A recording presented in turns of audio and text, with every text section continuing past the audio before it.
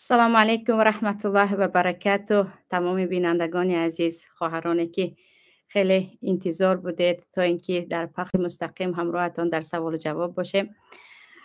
پیش از همه معذرت میخوام از یک و یک شما از اینکه هفته گذشته به یگان خبر کردن پیش که ما نتوانستیم در خدمت شما باشیم. البته با سببی که دیگر میدونید موسم بیماری است، موسم گریپ و چیز دیگر. انشاءالله امروز همراهتان در سوال و جواب هستم. به قدر امکان تا توان به سوالهای شما پاسخ میگویم و خواهران عزیز و تمام عزیزانی که با ما هستید، سوالهای تکراری هست یا من در سوال و جوابهای پیشتر الکی جواب داده هستم، به اون پاسخ نمیگویم تا اینکه به سوالهای نو وقت ما رسد. بعضی سوالها هست که من الکی چندین بار به اون جواب داده هستم. شروع میکنیم از سوال یکم. اپای مسلمه هر شوهرم به من میگوید تو به من در کار نیستی، تو رو نمیخوام، بسیار بسیار همین گپ ها رو میگوید. شوهرم به غضب آمد و از قهر گفتمش جوابم را ده، نمیخواهد. به من گفت جوابت دادگی هست، پشیمانم، چیکار کنم، 2 فرزند دارم. مادامی که شما هم پشیمان هستید و شوهرتون هم پشیمان است، وقتی جوابت را دادم گفت و یک طلاق حساب می شود و یک طلاق حساب می شود. بعد از یک طلاق اگر شوهر پشیمان شود، یعنی با هم زندگی کردن خواهد، اینها می توانند با هم دیگر زندگی کنند تا مدتی که عده نگذشته است یا زن 3 بار حیض نشده است، به یگان نکاح نو ببخشید می توانید زندگی را دوام دهید. یعنی جوابت را دادم فقط یک طلاق حساب می شود و بعد از یک طلاق اگر مرد پشیمان باشد، یک باره اینها می توانند زندگی را دوام دهند. سوال دیگر، نماز با آواز بلند و چشم پوشیده خانه قبول می شود؟ برای هوش و یاد پریشان نشدن. اولا پیامبر صلی الله علیه و سلم با چشم پوشیده نماز خواندگی نیستند و در وقت راست ایستادن به سجدگاه نگاه کردن، در وقت التحیات به طرف چپ به طرف قلب نگاه کردن، اینها سنت است. برای همین چشم پوشی که سنت نیست، بهتر است چشم رو نپوشید. و صدا رو اگر در ما نمازهای است که با صدای بلند میخوانیم، شام و بامداد خفتن و دیگر 2 نماز دیگر رو، عصر و پیشین رو با صدای پس میخوانیم. در اینجا یک کم صداتون رو فقط اگر شنوید یگان بوکی ندارد، اما بلند خواندن، مادامی که نماز پیشین است و نماز عصر است، این هم خلاف سنت می باشد. سوال دیگر، زن حتما باید برای پاک شدن از جنابت تمام مویهای سرش را هرگاه بشوید؟ برای در ما 2 نمود غسل است، یکی غسل جنابت، دیگری غسل از حیض. در غسل حیض یا غسل نفاس زنک باید هر یک تار مویش را ترک کند، بشوید. اما وقتی که غسل جنابت است، در ما حدیث حضرت عایشه است که فقط به سرشون 3 بار آب میرسانیدن و تمام مویهای سر اگر تر شود، یعنی کلاتون کلان تر شود، درازی های مو تر نشود هم کافی است. یعنی در غسل جنابت آسان تر است از غسل حیض، چون که شما 3 بار آب ریختید یا 3 کف پر آب رو گرفته به سرتون مالیدید و فقط پوست سرتون تر شد، همین کافی است که در این باره حدیث وارد شده است. من بسیار کوشش میکنم که با دست راستم کارهایم رو یا خوردنم رو انجام دهم، اما نمیشود. چی قدر گناه است کارها رو انجام دادن با دست چپ، مادامی که قوتتان در دست چپ هست یگان باکی ندارد. اما خوردن و نوشیدن در بارش حدیث صحیح هست که شیطان با دست چپش میخورد و شیطان با دست چپش مینوشد. شما این رو نکنید. برای همین در خوردن و نوشیدن دیگر عذاب کشید، هم خود را مجبور کنید. اما در بقیه کارها بعضی انسان ها مادرزاد قوتشان در دست چپ است که انشاءالله گناهکار نمیشوید. برای آدم فربه چی باید کرد که خراب شود؟ در اسلام چی جواب است؟ کم خوردن است. در اسلام جوابش کم خوردن است. پیامبر صلی الله علیه و سلم میگن معده‌تان رو به 3 تقسیم کنید، از 3 یکش رو برای خوردن، از 3 دوم قسمش رو نوشیدن، آخرانش رو برای نفس. و این چنین پیامبر صلی الله علیه و سلم اکثری وقت روزه دار بودن.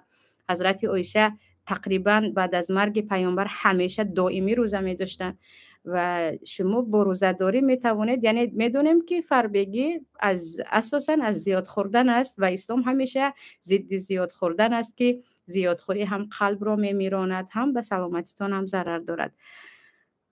آیا در جوگی نان دادن گناه هست؟ مادامی که میدانید که به انسان گرسنه هست کی باشد هم نان دادید انشالله ثواب میگیرید. مادامی که میدانید که به یک انسانی گرسنه نان داده استادید. میگفتید که روغن مرچه رو استفاده بردنش ممکن است یا نه؟ روغن مرچه گم که ندارد، چیزی نجاست نیست و یعنی حتی یکی به درونتان رفت هم انشالله مرچه خودش چیزی نجاست نیست، خونی روان ندارد، یک گم که ندارد، گناهگار نمیشوید اگر از روغنش استفاده کردید. درباره پنجه مریم میگویند در آب میمانی زنکی حامله‌دار هنگام تولد. یگون اساس دارد یگون اساس ندارد. همین چیز دربارش یگون حدیث آمدگی نیست که گیاهی هست که نامش پنجه مریم است و برای تولد کمک میکند، یگون اساس ندارد، یگون دلیل دربارش آمدگی نیست. سوال دیگر، اگر حق کسی نفهمیده یا فهمیده بر تو مونده باشد دیگر اون کس رو نیابی، اون پول رو خیر کنی حساب می شود یا نه؟ وابستگی دارد به چقدر بودنی اون پول. اون پول اگر پول زیادی هست که حتما صاحبش فهمد که شما خیر کردید، خفه می شود، ناراضی می شود، صاحبش رو برای پیدا کردن حرکت کنید. الان ما میدونید دنیا مثل یک دهه کوچک است، از طریق اینترنت و فیسبوک و اتنکلاسنیک و هزار و یک دیگر شبکه‌های اجتماعی همه رو یافته می شود. اگر پول کلان است حتما پیداش کنید، اما یک پول کوچکی هست که شما خودتون هم اگر در نزد کسی میمونده دیگر نمیپرسیدید، انشاءالله در این وقت از نام او خیر کنه ثواب میرسد. اما پول زیادی باشد حتما کفت و کوبش کنید. سوال دیگر میگفتید که ما در شهرهای روسیه زندگی داریم، چگونه خیر و صدقه کنیم تا ثواب گیریم؟ یسالونک ماذا ينفقون قل العفو میگوید پروردگار شما از چیزی که زیادی هست از آن خیر میکنید و یکم للوالدین و الاقربین. اگر خیری عادی هست یکم از خویش و تبار شروع کنید. به پدر و مادرتان محتاج باشد، به خواهر و برادرتان. صدقه که به خویش و تبار میدید ثوابش بالاتر است از صدقه که به بیگانه ها داده می شود. میخواهید خیر و صدقه کنید یکم از خویش و تبار شروع کنید. السلام علیکم، طرزی در نماز چه خیل پایه ها رو موندن رو میفهموندید؟ من زن هستم، بخشش زیاد در نماز چه خیل پایه هایم رو مونم. پایه ها رو موندن زن و مرد در نزد جمهور علما در نماز فرق نمی کند. وقتی نماز دو رکعته هست در بالای پای چپش رو می نشینند و پای راست رو انگشت ها به طرف قبله نگاه کند راست می دارند. در آخران رکعت باشد، در چهارم رکعت یا وقتی که اتحیات رو کاملا میخونید و زمین می نشینید و هر دو پای رو از پهلو به طرف قبله می نگرانید. این در نزد جمهور علما هست. اما در مذهب ابو حنیفه رحمت الله علیه زن همیشه می تواند به زمین بنشیند و دو پایهایش رو از پهلو به طرف قبله نگاه کناند. میخواستم آیدی صورتگیری دانم. صورت گرفتن اوبال است که در کدام حالت ها اوبال حسابیده می شود یا در کدام حالت باقی ندارد؟ درباره صورتگیری در زمان پیامبر صلی الله علیه و آله صورتگیری نبود، برای همین در ما حدیث ها فقط برای مثلا اشد العذاب یوم القیامت علی المصورین در حدیث آمده است، حدیث صحیح هست، در بخاری هم هست. بدترین عذاب در روز قیامت بالای صورت کشان است، آنهایی که صورت میکشند. و میدونید که در زمان پیامبر مثلا صلی الله علیه و سلم صورتگیری نبود و اصلا صورت میکشیدن و با صورت کشی و با هیکل تراشی هم اولین شرک، پیدایش اولین شرک هم محض با همون کشیدن صورت و هیکل ساختن و هیکل ها رو در جماعت آوردن و از اینها شروع شده است. و پیامبر صلی الله علیه و آله میگه خانه‌ای که در آنجا صورت هست به آنجا فرشته هم داخل نمی شود و نماز خواندن هم مکروه است. صورت رو اگر برای یادآوری گرفتید و در جای پنهان کرده چیزی دیگر که بعضی علما یگان مشکل ندارد میگویند، علمای معاصر، چون همین صورتی که امروز ما میگیریم در تلفن یا عکسی که در با دستگاه صورتگیری میگیرن در زمان پیامبر نمود. به این جواب علمای معاصر است که بعضی علما میگن کلا مباح است اگر تو گیری و برای یادآوری یک جا مانی، مثلا خورده خودت رو بدن نشون میدی برای فرزندات، یا اینکه شناس میکنی مثلا یکی برای ذکر یاد میگن یادآوری، اما گرفته به خانه کارتینکا کرده موندن و به خانه کلون به هر طرفش با صورت خانه رو آرا دادن در نزد تمام علما این حرام است. چون پیامبر صلی الله علیه و آله به خانه هرگز فرشته داخل نمی شود گفتگی هستند. اما برای دکومنت میدونیم ضرورت است، همیشه جایز است برای دکومنت.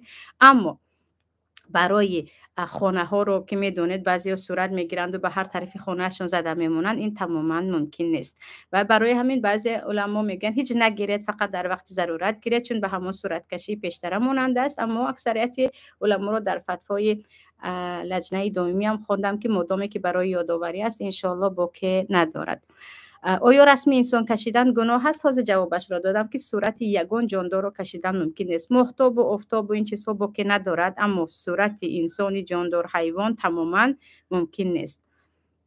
آیا زنی مسلمان میتواند با مرد روس عاشق شود یا بینیکا به آن همخوابه شود؟ همه میدانیم که بینیکا همخوابه شدن با زنی با مرد روس یا مسلمان این زنا هست، گناه کبیره است که انسان توبه نکند در دنیا و آخرت جزایش را میبیند.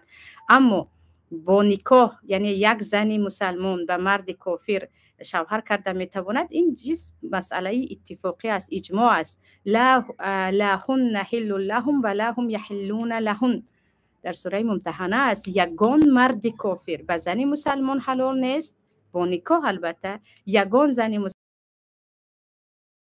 مرد مسلمان میتواند زن که در دینش پایدار است، میدونید اونها در دینشون پایدار حجاب میپوشند برای اینکه لوچ نمیگردن، اینها رو گرفتنش ممکن اگر او پاکدامن و در دینش قوی باشد.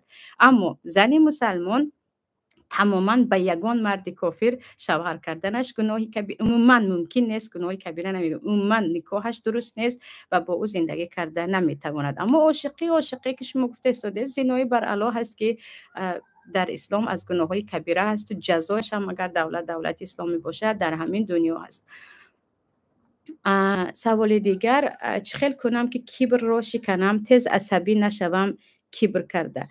عصبانیت رو با کبر و فکرم اینقدر نباید رابطه دهیم. عصبانیت یک چیز دیگر است، کبر یک چیز دیگر است. بعضی ها هستند که هیچ کبر ندارند و عصبی هستند، بعضی ها هستند که خیلی متکبر هستند و آرام هستند. به فکرم دو چیز یعنی همیشه یک جا بودنش حتمی نیست. اما درباره شکستن کبر، انسان وقتی خودش رو فراموش کرد متکبر می شود. یعنی قول عالم بود فراموش نکنم که چگونه یک انسان میتواند تکبر کند در حالی که از چی ساخته شده است و به کجا می رود، از کجا آمده است.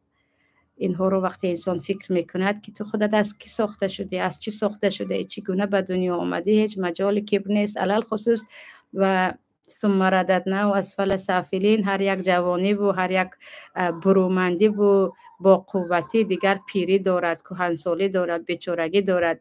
دیدگی هستید آدمایی که در وقتش خیلی همه قوی میگفتیم، بعدن دیدید که لرزیده مردن، به زمین افتیده مردن، بعضیشون خاطرهشون رو فراموش کردن. برای همین کبر انسانی که خودش آیندهش یعنی از خود بیخبر است کبر میکنند، وگرنه انسان انسانیت خود رو وقتی شناخت، بندگی خود رو شناخت، بیچارگی خود رو شناخت، عاقبت خود رو شناخت، 10 سال 20 سال حالتش با همین جسمش چی میشود این را درک کرد، به فکر من هرگز کبر نمیکند. در خانه امون پدر شوهرمون با ماست، او بسیار با کودکانم کلمه لعنت را استفاده میبرد. آیا این دعایش به کودکایم ضررش میرسیده باشد؟ لعنت، حدیث در ابو داود از خطا نکنم، وقتی انسان از روی ناحقی به یک نفر لعنت میفرستند، اون لعنت به خودش برمیگردد. دعای بد هم همین خیل، وقتی تو دعای بد به کسی میفرستی، اون دعای بد او اگر سزاوار نباشد به خودت برمیگردد. کودک معصوم بیچاره هرگز سزاوار لعنت نیست، چون که او کودک است، هیچ گناهش به نامه اعمالش نوشته نمی شود.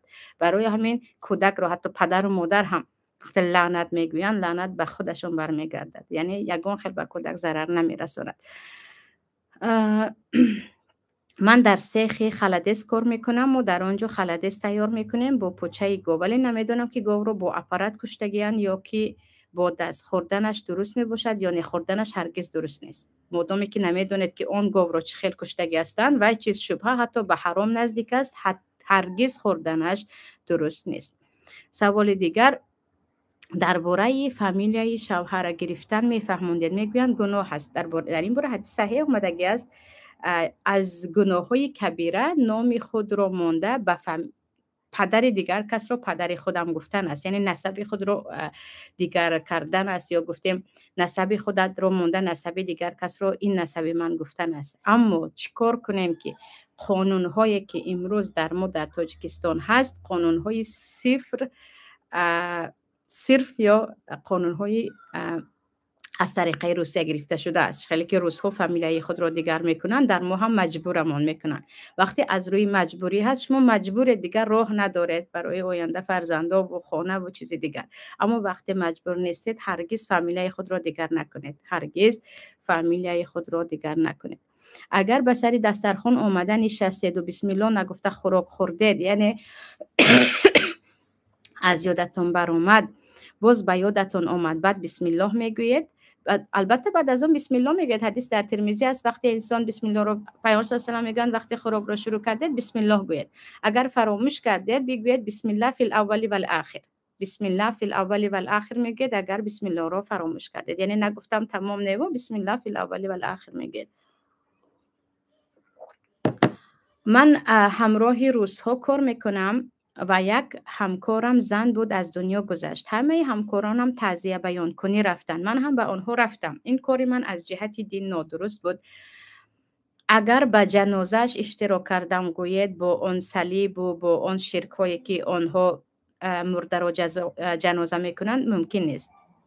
تمام علما اتفاق هستند که آنجا یک مراسم دفن کردن آنها با شرک انجام می شود، در آنجا مسلمان اشتراک کردنش ممکن نیست، یعنی خاموشیش و اشتراکش در این جایی که شرک است. اما گفتید من فقط برای دل دادن رفتم، یعنی رفتم که فقط چی بگویم به تو صبر میخواهم، به آنها خدا رحمت کند هم گفته نمی شود، چون که در آیت قرآن کریم است که نباید مسلمان برای یک کافر استغفار کند که پروردگار او را ببخش گفته لقول ابراهیم لابیه لاستغفرن لک، یعنی حتی ابراهیم وقتی به پدرش گفت به تو طلب استغفار میکنم، الله دیگر ندا کرد گفتم یا ایتاب کرد که من یگان کافر مشرک را نمیبخشم و برای دعای رحمت ممکن نیست. اما فقط گفتید که به تو صبر میخواهم یا اینکه یک دلپرسی کردید، انشالله گناهگار نمیشوید. هرچی باشد همکار است و با کافرهایی که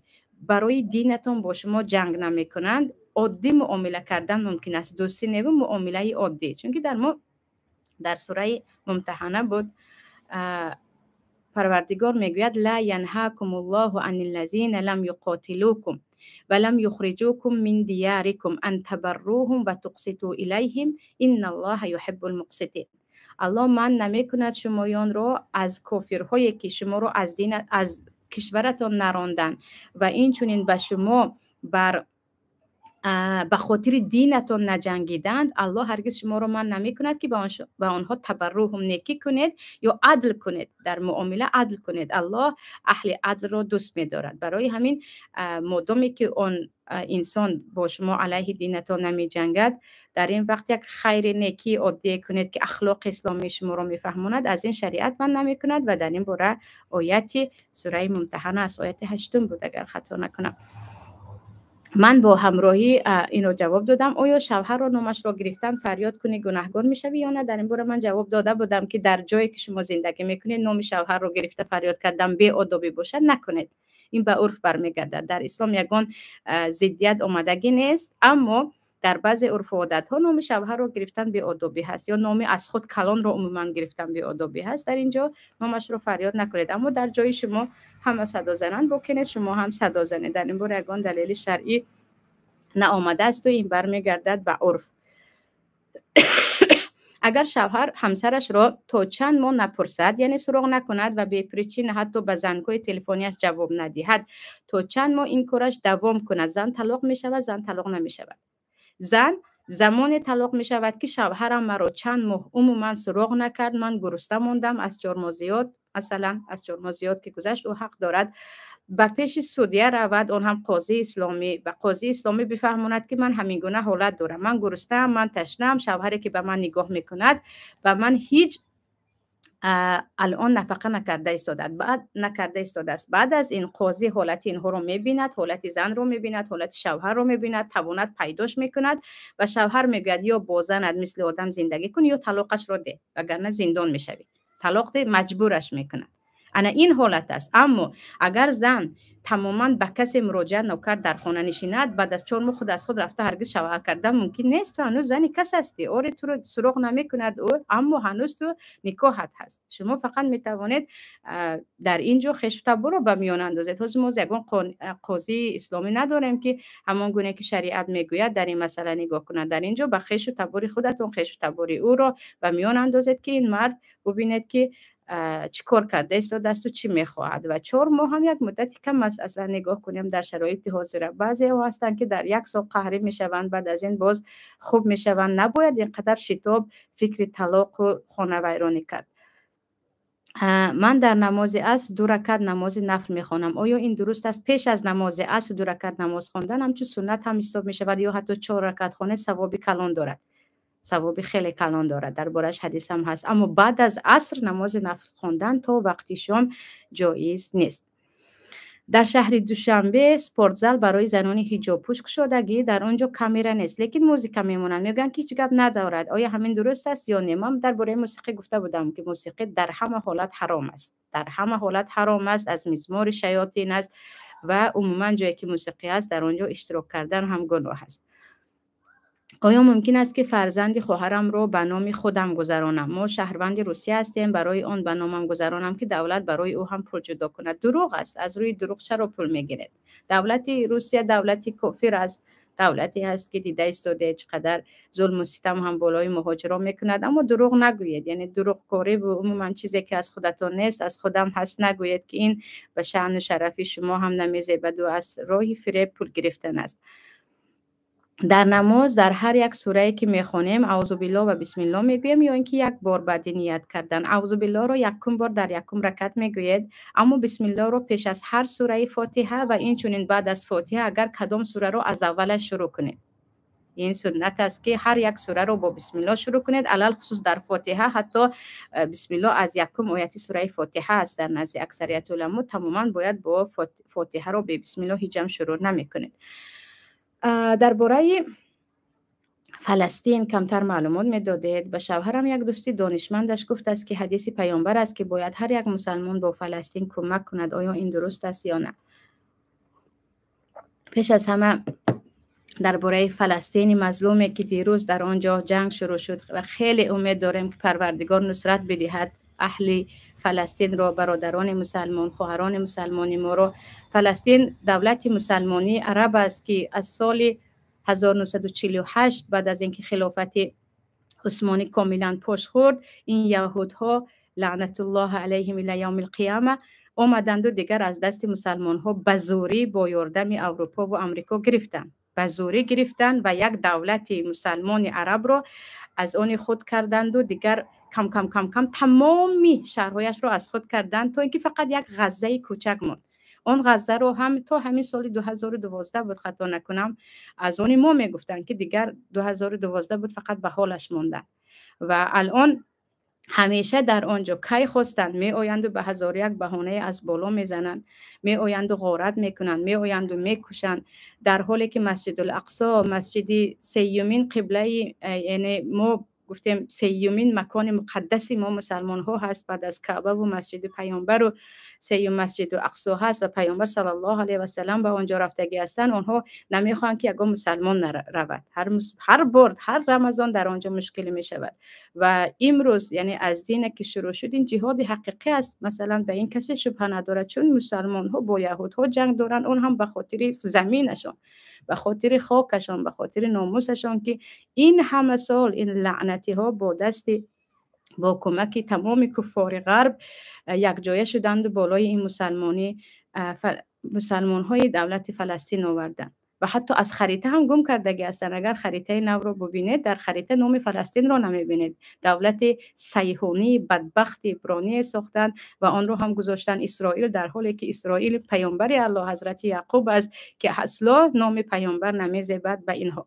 و حاضره چیزی که در اونجا شده ایستاده است این جهاد حقیقی است. جهادی هست که مسلمان ها دارن جنگ میکنن برای آزادی زمینشون، برای رها شدن از ظلم یهودی، برای رها شدن از این از سال 1967 بود کاملا از آن ما گفته همه جا را اعلام کردن، اما از 48 در آمدگی هستن. اول پناهنده شده در آمدند و بعدن چه خیلی گفتم با کمک غرب تمام یهودهای جهان آنجا رو گرفتن که در حالی که زمین خودشان نیست، جای آنها نیست. پروردگار خار ذلیل کند و این فئه قلیل، گروه اندکی مجاهدین امروزه را که دیروز و امروز دیده ایستادیم و با دعایمان همراهشان هستیم، پروردگار خودش کمک کند. و علیکم بالشام گفتگی هستم. پیامبر صلی الله علیه و سلم وقتی فتنه ها زیاد می شود شما به طرف شام روید، یا قسمی از فلسطین به شام هم داخل می شود. انشاءالله حدیث پیامبر است و انشاءالله پروردگار این گروه مجاهدان را خودش نصرت دهد.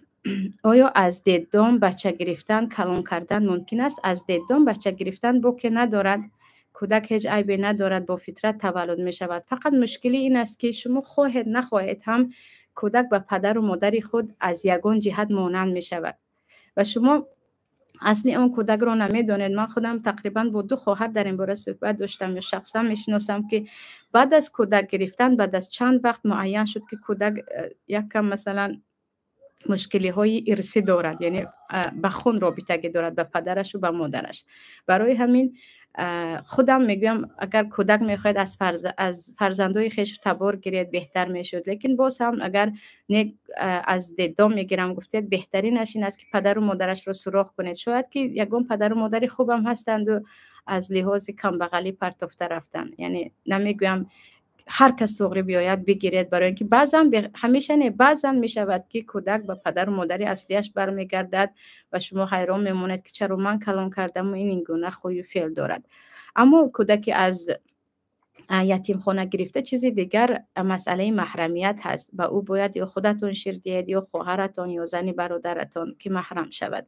حکم حرام و حلال فقط به دلیل آیت قرآن است یا از روی حدیث و قول علما نیز گرفته می شود؟ حلال و حرام حدیث هم دیگر وحی است و ما ینطق عن الهوی میگوید الله. پیامبر از هوا صحبت نمی کند، این هو الا وحی یوحی، مگر اینکه وحیی که به پیامبر نازل شده است. پیامبر چیزی که حلال و حرام میکند اون هم از طریقه پروردگار است، چون کلام پیامبر هم ببخشید از وحی خالی نیست. البته از آیت و از حدیث حلال و حرام می شود. بعد از این از قیاس اجماع، مثلا قول علما کی می شود؟ قول علما یگان دلیل به بر می گردد. مثلا درباره گرایین گویم مواد مخدر یگان دلیل نیست، در قرآن هم نیست، در حدیث هم نیست. اینجا علما می بینند که عیناً درباره عرق در قرآن آیت است، عرق مست می کند، حکمت یا علت حرام بودن عرق مست کنیش هم از گرایین هم عیناً چندین برابر از اون زیاد مست میکند. پس با اون قیاس میکنن چه میگن؟ گرایین هم حرام است. یعنی علما وقتی چیزی رو حلال میگن یا حرام میگن از پیش خود از هوا نبو یک دلیل میکوبند از قرآن و از سنت و با اون مقایسه کرده که قیاس میگیم یا اجماع میکنن، همگی یک جا شده یک مسئله رو دیده بعدا میگن این حلال است این حرام است. که ما 4 دلیل اصلی داریم: قرآن، سنت، اجماع و قیاس. اجماع و قیاس به علما برمیگردد، اما علما هم از خود اجماع و قیاس نمیکنند، یک دلیل پیدا میکنند و به اون دلیل برمیگردند. سوال دیگر: من حامله‌دار در وقت نماز خواندن خیستن و نشستن دشوار، پایم درد میکند، اگر تا سبک شدن نماز رو نشسته خوانم میشود، یگان خیلی گناهگار نمیشوید؟ شما حکم بیمار رو میگیرید که برای بیمار پیامبر صلی الله علیه و سلم نشسته خوان، حتی خواب رفته خوان نتوانی میگن با عمران ابن حسین، در این وقت شما گناهگار نمیشوید. صهیونیست ها که هاین التماس اگر دانید معلومات دهید. همون یهودی امروزه هستند، همون یهودهای لعنتی که آمدند و فلسطین رو گرفتند و در داخلش یک دولت یهودی ساختند. یعنی صهیونی یک ایدئولوژی یا یک فکری یهودی هست که با همون میخوان یک دولت صرف یهودی سازن که همین اسرائیل امروزه، اسرائیل دولت یهودی همون صهیونیستی هست. سوال دیگر: کمی درباره عرق نوش ها گپ می‌زدید. شوهرم الکلیکه، 1 هفته خوشروی، 2 هفته پیانی، به حد عذاب می‌دهد. من یکم شوهرم گذشتگی 3 فرزند دارم، از این کس 1 فرزند دارم. درباره عرق خور خداوند خودش هدایت کند. عرق خوران را می‌دانید که عرق یک بلایی هست که انسان اگر عادت کند از وی دست کشیدنش خیلی دشوار است. بعضیا در حقیقت دست میکشند، بعضیا تمام اون با اون میمونند. در این حالت فقط در حقش دعا میکنید. و زن اگر خیلی از دست شوهر عرق خور از او میکشند، من در بورش نوار هم داشتم، میتواند طلاق گیرد، مجبورا از او طلاق گیرد و این گناهگار نمیشود، چون که به شوهر بیمار و پرتافته نرفته ایستاده است. یک عرق خوره که نه به حال خود رحم میکنند نه به حال دیگران. و عرق اساسا سبب فقر میشود. خونه ای که در اونجا عرق همیشگی است، فقر هم همیشگی میشود.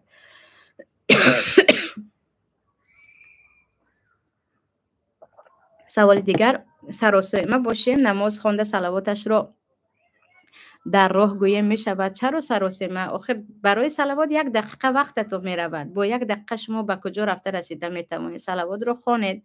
اگر چی سنت است در مذهب ابو حنیفه رحمت الله علیه، اما پیامبر در یگان نماز صلوات رو ترک کردگی نیستن. 1 دقیقه وقتتون می رود. بهترش برای خود فتوا نکوبید. از روی شریعت بعد از شوهر جدا شدن کودک باید با کی بماند؟ با پدر یا با مادر؟ ببخشید که من مریضیم، از این گریپی هنوز کاملا درست نشدم، برای همین با صرف هم کمی شما رو ناراحت میکنم. باذن الله درک خواهید کرد.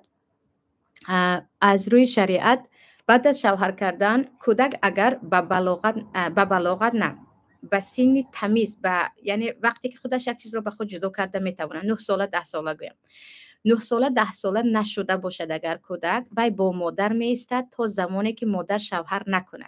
یعنی وقتی که زن و شوهر جدا هستند و زن شوهر کردگی نیست، از روی شریعت کودکی که او حالا برای خود من با پدرم ماندن میخواهم یا با مادرم ماندن میخواهم رو گفته نمیتواند و اساسا در این سن سال وای محتاج نگاه بین مادر است، او با مادر می ایستد.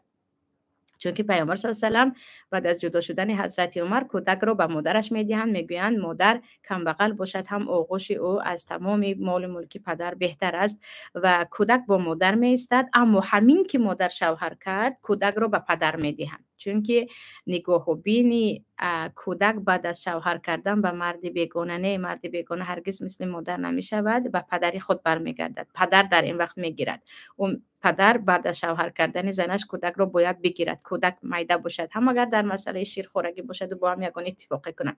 اما بعد از اینکه کودک 10 ساله 9 ساله شد و الکی او حق اختیار دارد یا سن تمیز میگویم، یعنی بدون یک رو الکی جدا کرده میتواند، در این وقت از او میپرسد قاضی که به فکرم در قانون تاجیکستان هم همین است. در قانون تاجیکستان هم در 9 سالگی 10 سالگی اگر زن و شوهر جدا شوند از کودک خودش پرسیده می شود که کی رو میخواهی. در اسلام هم عیناً همین خیلی کودک رو پرسیده می شود. اگر کودک کی رو انتخاب کند با او میماند، مگر اینکه پدر یک انسان بده باشد که او هرگز از عهده فرزند نمیبرد یا مادر یک عیب جدی داشته باشد که او تربیت کرده نمیتواند، در این وقت به بیبی و خاله و عمه و به اینها کودک برمیگردد. به نزدیکی دخترچه تولد میکنم، نامش رو فرشته مانم، از نگاه اسلام درست است؟ هیچ مشکل ندارد. فرشته ماندن کودک گناهکار نمیشود، یعنی آرزوتون این است که مثل فرشته شود، بیگناه شود، از گناه کم باشد و ملک میمونند. در کشورهای عرب ملک هم فرشته است، زیاد نام کودک رو ملک میمونند. سوال دیگر، من 3 مراتب ابورت کردم. شما در یک برنامه‌تون ابورت گناه گفتید، به یگان کمبغل چند مراتب چند روز خوراک یا چیستی هم این گناه هم شسته می شود؟ همون برنامه رو یک بار گوش کنید. در همونجا من کاملا چی دید چقدر دید گفتگی هستم، در همونجا کلا همین مسئله رو بیان کردگی هستم. اگر زن از شوهر طلاق طلب کند و مرد در جواب گوید تو دانا یک طلاق شدگی هستی و همین گپ رو 2 بار تکرار کند، یعنی تو بر وقتتر یک طلاق شده هستی، طلاق واقع می شود، یک طلاق می شود. 2 بار گوید هم یک طلاق می شود، یعنی تو کیها یک طلاق شده هستی گفته 2 بار خبر دادگی هست. در اینجا چی می شود؟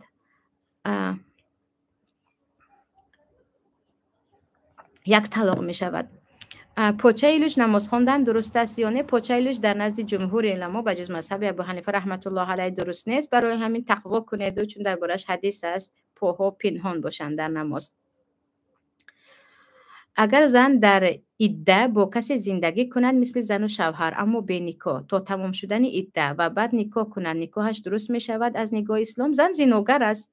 زنا کرده زندگی دارد. در وقتی با مرد زندگی میکنی تو با زنا زندگی داری که زنا پیامدش در دنیا هست، جزایش رو در همین دنیا یا از بیماری یا از غم بغلی یا از چیزی دیگر میبینی. یعنی کسایی که در عده با مرد بیگانه زندگی میکنید، حتی نکاح باشد هم در عده نکاح زنا هست، جزایتون در همین دنیا برایتون نوشته شده است که توبه کنید، از این گناهی حرام برگردید، وگرنه عذاب الله بالایتون نازل می شود. اما بعد از این نکاح کنیم، نمیدونم من چی بگم، باید یک زن و مرد زناگره که با زنا همه وقت زندگی کرده گشتن، بعدن چرا نکاح میخوان؟ من در سیخ پخته کار میکنم. پخته های آدمون از این آدم و اون آدم خوش میشوند. من به این گناهگارم، من راستی گپ نفهمیدم، بعد از تمام پخته ها رو برکشیدن باشد خواه نخواه خوش میشود، اما شما از این گرفته به این مانید و حق خدمت این رو به نام او نویسید، خواه نخواه حرام است. این به حق یک نفر ظلم کردن است. روز تولد مادرم یا خواهرم گل یا تورت برام جایز است. به خواهر و مادر همیشه تورت و گل برید. همیشه چرا روز تولد رو انتظار میشوید؟ یک انسان رو برای خرسند کردن حتمی نیست زاد روزش رو انتظار شویم که انا یک سال دیگر گذشت الحمدلله پیر شدی گویان همیشه برید. اما در اسلام ما زاد روز نداریم. در این باره جواب داده بودم که زاد روز از مسیحیان است. ما مسلمان ها نه پیامبر زاد روز خود را، نه یگان فرزند خود را، نه یگان صحابه ها جشن گرفتگی نیستند. اما خرسندی کردن و هدیه دادن به خویش و تبار هر روز بکنید. چقدر هدیه دادید مهر و محبت زیاد می شود. حتی با یک کلمه که مثل هدیه هست هم می توانید دل آنها را به دست آورید. هر چی خویش و تبارتون از شما خرسندن، هر چی شما ثوابی زیاد می گیرید. یک نفر در وقت التحیات سرش را به طرف چپ گردانیده التحیات و صلوات می خواند. آیا این طور نماز خواندن درست است؟ به طرف چپ گفته به طرف دل نگاه کردن باشد. در این باره آیه آره قبل علما و حتی حدیث هم هست، فقط سندی حدیث در خاطرم نیست که در وقت التحیات به طرف دل نگاه کردن هم خیلی خوب است. به جای سجدگاه نگاه کنید هم به طرف دل نگاه کنید هم. طرف چپ گفته اگر دل را در نظر داشته باشید. خوشتومنها از نظر اسلام می توانند گویند که کلین همین تل کتی کمتر گپ زنید، به جای و یگان درس عربی یا قرآن آموزید. حق دارند. اگر کلین گوش نکند به حالش باید گذاشت. خوشتومنی همه باید اینو گوید. یعنی یک عروسک که درس نمیخواند، قرآن نمیخواند، تلفن گرفته بچه مشغول است نمیداند، خوشتومنی هر کس باید به او نصیحت کند. همه به او بگویند که احمق، حیات زود میگذرد، تو صاحب فرزندی یا صاحب فرزند میشوی، از پای خودت باش، از تلفن چی میگیری؟ این رو همه باید بگویند. خوشتومنی همه باید بگوید. یعنی دیدید که یک همسایتون عروسک به این مشغول است، حتما به او بگوید که یعنی دخترم عمرت رو ضایع نکن، از پای یک چیزی فایده دار شو. اپا جان چه خیلی میتوانیم به فلسطین کمک کنیم؟ درباره کمک به فلسطین راستی من هیچ یگان خبر ندارم، به جز اینکه مثل شمایان دارم فقط جزیره و العربیه و زن اخبارها رو از دیروز میبینم. خودم نیستم با دعا و با همیشه التجا به پروردگار که پروردگار همین جزئی از مسلمان مظلوم ما رو کمک کن. همیشه با دعایم هستم، اما کمک مالی چگونه کرده میتوانسته باشیم در این باره راستی یگان خبر ندارم. چه خیلی میدونید فلسطین بیچاره یک دولتی هست که از همه طرف محاصرهش کردن. این یک مصیبت است. مصیبت دیگر این است که سرخمی دولت‌های عربی همسایه که یگان تش سر نمیبردارد. شنیدم که شاید لبنان همین روز کمک کرد و اون رو هم میدونید که لبنان در داخلش اساسا شیعه ها هستند. مصیبت دیگر این است که نه از اردن صدای میبراید، نه از دیگر دولت‌های همسایه و دیگر مسلمان ها. اپا جان به پایهایم مز میکشم، بعدا نماز خونم میشود. انشاءالله با که ندارد مز، انشاءالله که سپیر داشته باشد هم و در وقتی تیار شدنش کارکرد شدگی هست، انشاءالله با که ندارد. اما خیلی شبهه دارم گوید بعد از نماز خفتن یا مز گفتن یا مس گفتن، مز باشد بعد از نماز خفتن به پایهایتون بیمالید. شوهرم همه گفته هاشون میکنم با من پس میزنن، دیگر زنهای تعریف میکنن. من حق دارم گپ زنم؟ گپ زنید، چرا حق ندارید؟ فقط گپ شما فایده دارد یا نه این رو فکر کرده گپ زنید؟ بعضی شما گپ میزنید هیچ فایده ندارد. بعضی انسان ها هستن که گپ میزنن برایشون دیگر یگان خیلی چی گویم، یگان خیلی اهمیت ندارد گپ شما فایده میدهد یا نه. برای همین الله در قرآن به پیامبر میگه و قل لهم فی انفسهم قولا بلیغا، صحبت سخن به آنها زن که حتی به منافقین به قلبشان تاثیر کند. یا یک چیزی بگوید که تاثیر کند. بعضا سکوت ما خیلی تاثیردار است. یعنی بعضا درباره زنهای بیگانه شوهرتون تعریف میکند، شما یگان کلمه حرف نمیزنید، هیچ چیز نمیگوید، از سیماتون و میفهمد که چقدر به این نفرتتون است. برای همین نه همیشه گپ کتی ما میتوانیم خفگی خود رو اظهار کنیم. بعضا سکوت جای هزارها صحبت رو میگیرد. میخواهیم که قطعی شوهرم کودک تا 1 ساله رو از یتیم خانه گیریم. یگان سخن در این باره گفته. در باره من صحبت کردم در این باره. حاضر سوال دیگر. سلام اپا جان، درباره دم گپ میزدید. من به این چیز باوری ندارم، اما مرا مجبور میسازن وقتی که کودکم برامو یگان کمپیر ام کند. ام کردن شرک است، علل خصوص کمپیرهایی که هیچ قرآن خوانده نمیتوانند، هیچ دعایی از پیامبر نمیدونند و به حرمتی فلان فلان و جن و اجینه و فرشته و چیلتن و یکتن و هزار یک چیز دیگر میگن. از کودکی ما رو هم پیش بعضی کمپیرها میبردن، بعضی خبرامون هست، تماما شرک است. اگر شما رقیه میگید، رقیه شرعی از سوره ناس فلق خوانید و صوف کنید، خودتون خوانید و صوف کنید. خودتون میگید نه من هیچی نمیتوانم، مادرتون یک کسی که قرآن خوانده میتواند خواند و صوف کند. رقیه برای کودک ممکن است، اما ام به نزد پیرزن بردن شرک است و هیچ جایز نیست. آیا خدمت خوشدامن و قینی به خدمت پدر و مادر برابر است؟ همه میدونند که پدر و مادر قدرش به هیچ کس در دنیا برابر نیست، به هیچ کس. حتی گفته بودم که بعضی علمای هستن که میگن شوهر و پدر و مادر یخل میشوند، هرگز شوهر از پدر و مادر هم حتی بالا نمیشود. قینی و خوشدامن به شوهر شما از همه بالا هست. یعنی شوهر شما پدر و مادرش رو باید از شما و از فرزندانتون از همه بالا بداند، و گردنش این چیز فرض است. اما پدر و مادر او برای شما نیکی کردید، ثواب میگیرید، چون پدر و مادر شوهرتون است، اما پدر و مادر خودتون هرگز با اونها برابر نمیشوند. بسیاری ها میگویند که دروش حرام است. آیا این راست است؟ راستی گم نمیدونم کسایی که حرام میگویند از کجا میگویند، ولی میدونید که دروش یک ماده خمیر ترش کنی هست. خمیر ترش هم عیناً همین گونه است که اینش خشکش است، اون ترش است، یگو مستم نمیکند، از نجاست هم گرفته شدگی نیست، انشاءالله بوکی ندارد. همین بیت کوین خرید و فروش حلال هست؟ درباره بیت کوین راستی گپ بدونید که هیچ فایده نمیکنید. یک دو سه نفر همین چیز رو پیدا کردگی هستند و قانون های دو سه انسان است. یکی قدرش بالا می شود، یکی زیر زمین می شود، یکمش رو خریدی از همه پول زیاد کنی. یک نمودی از خیلی به قمار مانند باز فریب مردم، باز فریب مردم. برای همین به نزدیکی با که از استوزا در این باره صحبت کرده بودم که میگن خودم مخصوص بیت کوین خریدم، نه به خاطر حلال بودنش، به خاطر اون که بدونم که این خیلی چیز و یقین کردم یک چیز حرامی است که فقط فریب است، یک فریب است، یگان فایده ندارد. به قمار هم خیلی مانندی دارد. از شوهرم پولی بجایی داشته باشی، جمع کنی گناهگار میشوی، البته در خانه صرف کنی. پولی بجایی رو، پول شخصی خودتون است یا پول شوهر رو گرفته بجا کردید؟ اگر پول شوهر رو از مهنت شوهر به پرسش گرفته بجا کردید و پسنداز کردید، گناهگار میشوید، چون که به امانت شوهرتون است. شما حق ندارید به پول شوهر، اما پول شخصی خودتون رو گرفتید، هدیه های خودتون رو، یا شوهر برای خرید به خودتون پول داده، شما به خودتون نخریدید و یک جا کردید، مادامی که دروغ نگفته باشید بوکی نیست. اما پول شخصی شوهر رو نپرسیده پسنداز ممکنه، مگر اینکه شوهر یک انسانی عرق نوش باشد، یک انسانی چی گویم، انسانی باشد که پول به دستش آمد اسراف کردن میگیرد. در این وقت ممکن است چون که شما فقط به خاطر حفظ پول شوهر این کارو کردید، برای خودتون نه و برای پول همین شوهر رو حفظ کردن. من در بیمارخانه روسیه نماز خواندم، قبله رو ندانستم. بعد یک زنی تتر مسلمان پرسیدم، دیگر طرف رو نشون داد. چی میشده باشد؟ ان شاءالله یگان بوکی ندارد. اینما تولوا فثم وجه الله. پروردگار میگه در حالت هایی که قبله رو پیدا نمیکنید، به هر طرف نگاه کردید شما پروردگار رو میابید. ان شاءالله نمازتون همش صحیح هست. اگر همین خواننده چیزهای نو گیریم که خانه کمتر خوشرو شود، دوست داشتنی دنیا باشد یا نه؟ چیزهای گرفتید که چیزهای درکاری هست. یعنی پروردگار میگوید بل الانسان علی نفسه بصیر ولو القا معاذیر. هر انسان خودش میداند نفس خودش چیکار کرده است و دست با خبر است، اگرچه هزار یک معذرت خواهی کند هم. اگر شما چیزهای درکاری رو خریدید، مثلا یخچال درکار است، آره، یا پلیساس درکار است، یا برای بچه ها یک ادیال گرم درکار است، در اینجا گناهگار نمیشوید.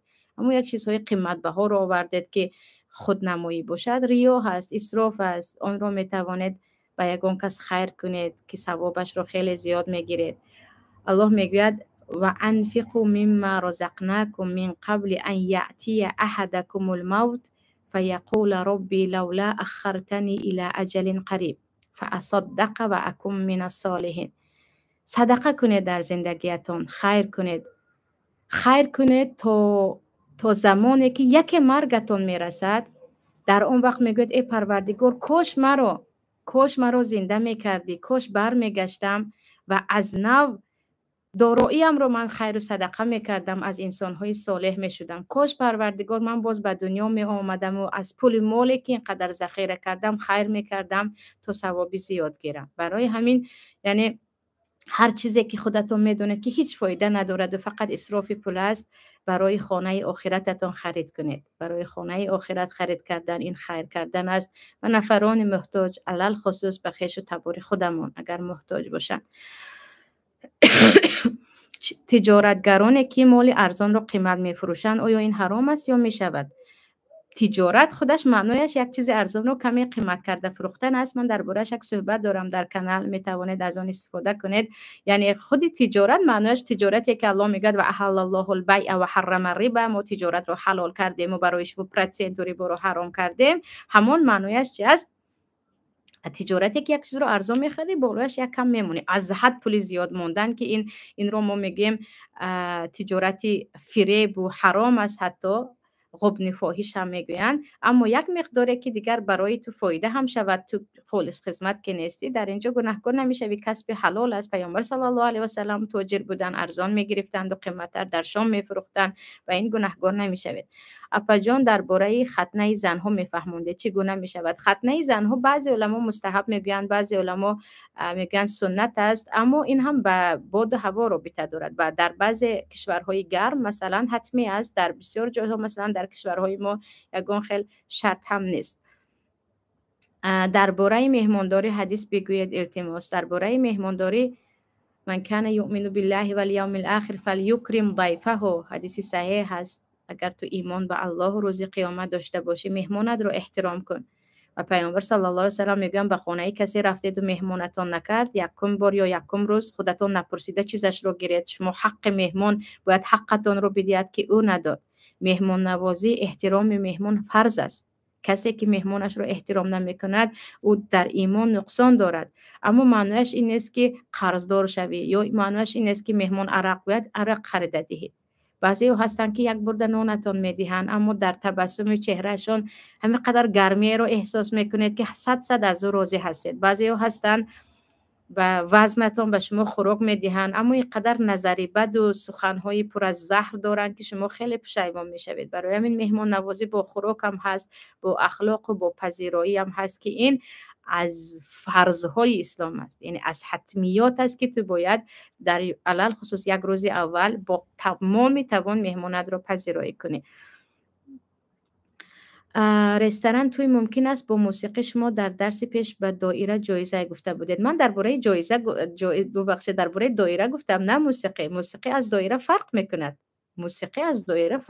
به موسیقی حدیث آمدگی است. حدیث در بخاری هم آمدگی است که در زمان پیامبر هم دایره میزدن، فقط زنها. اما موسیقی از مزمور شیطان است که با شنیدنش دیگر میدانید که زنها و مردها به کدام حرکت ها میافتند. دایره چیزی دیگر است، موسیقی چیزی دیگر است. در رستوران زن و مرد جدا باشند باکی ندارد، اما با دایره زن و مرد یک جا شده یا با موسیقی حرام هستین. جمعه سوره کهف را میخوانیم و میگویند که تا تمام شدن گپ نزنید. شما چی میگوید؟ در وقت قرآن خواندن گپ نزنید، بهترین است. انصت و قرآن گوش کنید، آدابش است. اما یکی ضرور شد و گپ زدید باکی ندارد. اما بهترینش این است که در وقتی که یک نفر در نزدتان قرآن میخواند شما گوش کنید که درباره‌اش آیت است.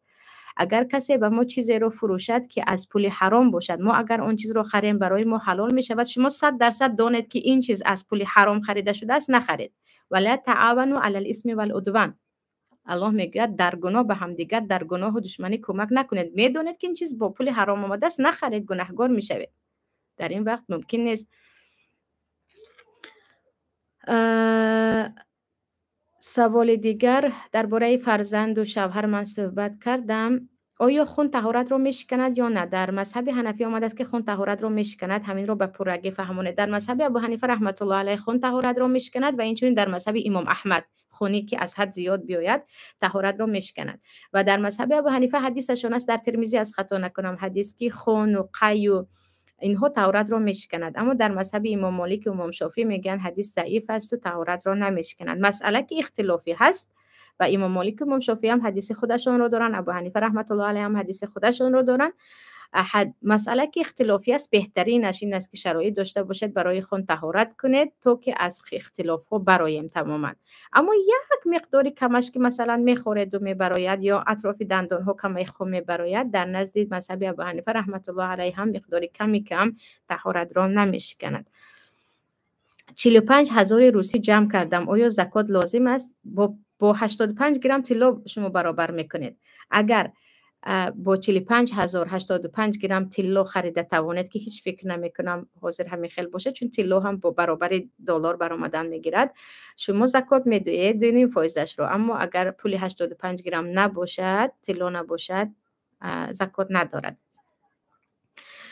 کسی به پول قرض حج کند درست است یا نه؟ به پول قرض اگر دانی که قرض را داده میتوانی، مثلا من به یک جا پول دادگی هستم یا یک تجارت باز کردگی هستم، میدونم که انشالله سال آینده پول کلان به دستم می آید و از یک نفر پول میگیرم و حج میکنم، چون که من میدونم سال آینده به من پول می آید، انشالله باکی ندارد، چون که من میدونم که این قرض را 100% پرداخت کردم میتوانم. اما قرض گرفتم و نمیدونم که شاید داده توانم داده نتوانم، در این وقت حج نکنید، چون الله ولله علی الناس حج البیت من استطاع الیه سبیلا میگه. اگر شرایط داشته باشید حج کنید، شرایط از جهت سلامتی و از جهت اقتصاد و مالی که برایتان فرض نمی شود. قین سینگلی مرا یعنی خواهر شوهری مرا 2 بار 3 طلاق کرد، با میخواهد نکاح کند گیرد، نکاح کرده گیرد، جایز است؟ یکم بار 3 طلاق کرد، از مفتی مدرسه روایت یافت گرفت، باز دویم بار 2 بار 3 بار طلاق داده باشد، در نزد جمهور علما اینها یکجا شده نمیتوانند. بعضی علمای هستن که میگن یک بارند 3 طلاق برای دو شوهر پشیمان باشد 1 طلاق میافتد.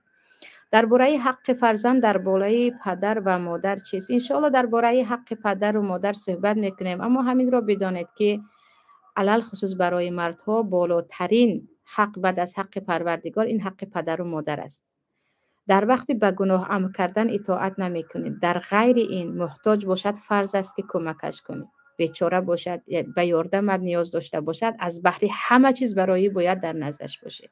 این برای مردها. برای زنها هم عیناً همین گونه، اما بعضا می شود که زنک که میدونید باز هم حق شوهرش هم برابر حق پدر و مادرش هست، این قدر مثل مرد نه، اما مردها در همه حالت باید زن و فرزند خود را یکسو مانند و یکم اسبه پدر و مادرشون شوند اگر پدر و مادر به آنها نیاز داشته باشند.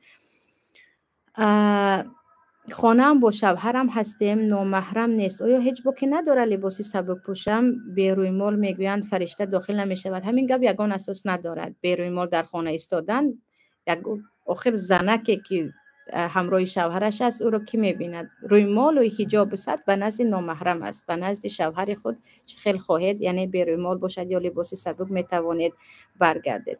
اینجا عزیزان سوالای زیاد دیگری هم به فکرم هست، ولی 2-3 سوال دیگر گیرم، چون وقت نماز شام هست و کودکای من هم از بیرون می آیند، دیگر به سوال و جواب حتما خلل می رسانند. برای همین تا وقت شام می بایست من سوال ها رو تمام کنم، ولی ماشاءالله خیلی سوال ها زیاد هستند.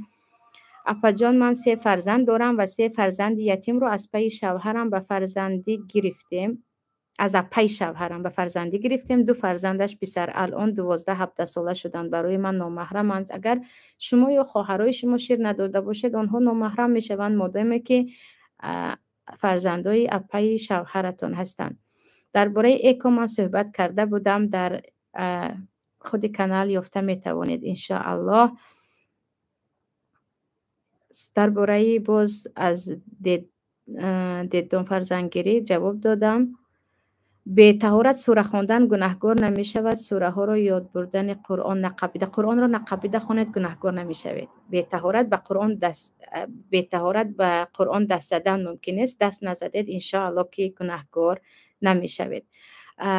اینجا عزیزان سوال جواب را با آخر می رسانم. باز هم از یکایک شما خواهش دارم در حق مجاهدین غزه، مجاهدین فلسطین دعا کنید. پروردگار کمکشان کند، پروردگار نصرتشان دهد. کم من فئة قلیلة غلبت فئة کثیرة باذن الله والله مع الصابرین. پروردگار میگوید چقدر گروه های اندک کوچک به کمک الله گروه های زیاد را شکست دادن. الله همراه صابران است. پروردگار کمکشان کند این کشور را از دست این یهودها علیهم لعنت الله نجاتش دهد و برای فرزندان ما، برای اهل بیت ما، برای ما مسلمان ها هم محبت شهادت را، محبت در راه حق، در راه الله جان دادن را هم نصیب کند که زیادی ها هرچی به سرمون می آید از پشت ترسانچکی ما، از پشت ترس ما از مرگ می آید. پروردگار فرزندانمان را طوری برایشان ایمان نصیب کند که همیشه حاضر باشند برای راه حق جانشان را فدا کنند. برای ما هم در حق آنها دعا را فراموش نکنید. چیزی که الان می توانیم فقط دعا هست و در حق همدیگر هم، در حق خواهر و برادران مهاجر هم، مهاجری تاجیکستان خودم ما هم علل خصوص در این حاضره احوال دعا را فراموش نکنید. همه را پروردگار سرجم کند. محبت همدیگر مسلمان ها در قلبمان باشد. به جای بدگویی و بدخواهی نسبت همدیگر دعای نیک کنیم. همیشه الله نگهبان شما باشد، نگهبان اهل بیتتان باشد. همیشه صحت و سلامت در پناه الله یگانه رحمان باشید. الله نصیب کند صحت و سلامت باشیم. درس آینده باز با هم هستیم. یا گفتم ببخشید عادت کردیم درس بگویم. هفته آینده همراه شما هستم تا هفته دیگر. عذر میپرسم از کسایی که به سوالاتون جواب ندادم. ان شاء الله خیلی حرکت میکنم در تلگرام هم همراهتون باشم. سلام علیکم و رحمت الله و برکاته.